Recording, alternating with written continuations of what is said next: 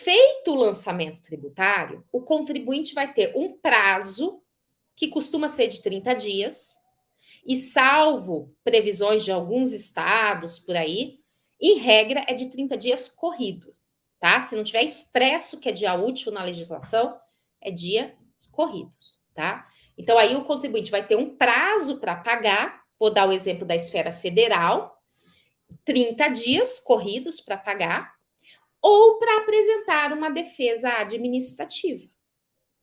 Enquanto ele apresenta e está tramitando o processo administrativo, não corre prescrição.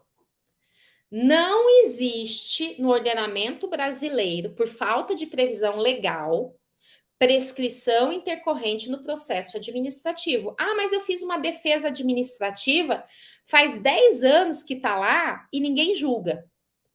Houve prescrição intercorrente? A resposta é não. Por quê? Por falta de previsão legal. Ah, mas é injusto, etc. Eu concordo que gera uma insegurança jurídica danada, né? Então, eu apresentei a defesa administrativa, demorou 10 anos para ser julgada, e realmente acho um absurdo essa demora. Causa uma insegurança jurídica muito grande. Mas, por falta de previsão legal, o entendimento do judiciário no momento é de que não há prescrição intercorrente.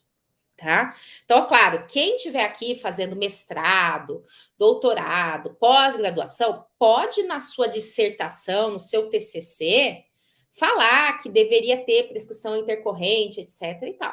Mas no dia a dia, que é aquilo que eu estou falando para vocês, a prática da nossa vivência, você não vai falar para o cliente que ele vai ganhar com prescrição intercorrente, porque ele não vai, tá? Então, porque isso não vai ter êxito. Então, o que acontece? Se está demorando demais para julgar, o que pode acontecer é você renunciar à esfera administrativa, falar assim, ah, não, está demorando demais, meu cliente quer resolver essa situação, então eu vou para o judiciário. Pode fazer isso a qualquer momento, tá? Embora eu não recomende. Por quê? Porque enquanto está tramitando o processo administrativo, o cliente está com regularidade fiscal, sem precisar fazer depósito nenhum. Ele não vai sofrer execução fiscal naquele período ali, né? Então, é algo que é até vantajoso o processo administrativo via de regra, tá joia? Então, assim, enquanto você, desde a data da apresentação da defesa até a decisão final administrativa, não corre prazo de decadência, de prescrição, nem nada. Aí veio a decisão administrativa. E essa decisão administrativa falou assim: mantenho o débito tributário. Então, tinha um débito lá, né? E a decisão foi: mantenho o débito tributário. Tá? Nesse momento, né? Nesse momento em que teve o débito tributário, que ele falou mantém o débito tributário, a partir daí o fisco pode começar a fazer o quê? A cobrar. Então, é a partir daí que começa, gente, o prazo de prescrição, tá? A partir da constituição definitiva do crédito tributário.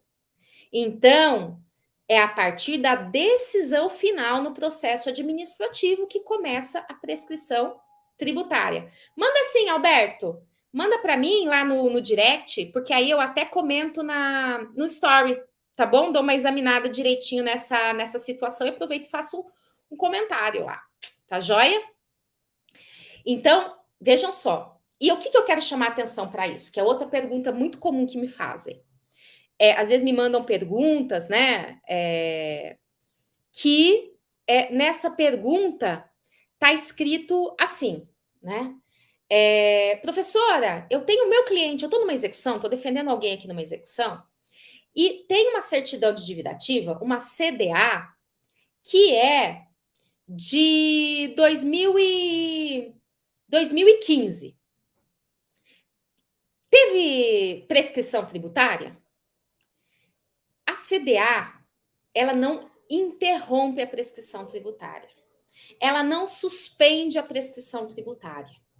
Lá na lei de execuções fiscais, Tem um artigo que diz que quando inscreve o débito em dívida ativa, que é a CDA, paralisa, né? Ou seja, suspende a prescrição tributária por 180 dias.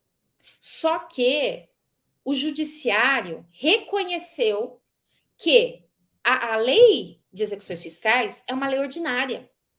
E prescrição tributária, decadência e prescrição, são matéria de lei complementar.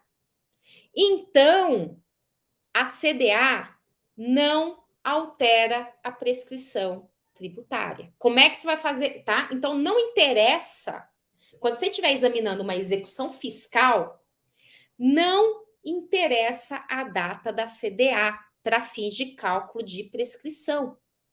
Então, você fala assim, eu tenho uma CDA que é de 2015. Eu falo, tá, mas de quando é o débito? Né?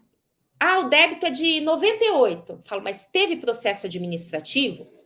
Por quê? Porque se o débito é de 98, o lançamento tributário foi em 98, parece que teve prescrição. Mas aí eu tenho que olhar se teve processo administrativo, porque às vezes o processo administrativo é que demorou. E aí o débito foi em 2014. CDA 2015, 2018 execução. Opa, está dentro do prazo. Então, resumindo isso que eu estou falando aqui, tá?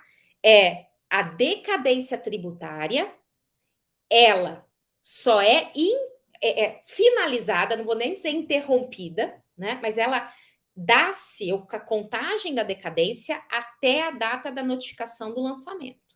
Vou falar já do termo inicial. E a prescrição é a partir da data que encerra o processo administrativo, ou se não teve o processo administrativo, da data que vence o lançamento tributário, prazo para pagamento, até o quê? O despacho que ordena a citação. Então, precisa o fisco entrar com a execução fiscal, tá? Dentro desses 5 anos.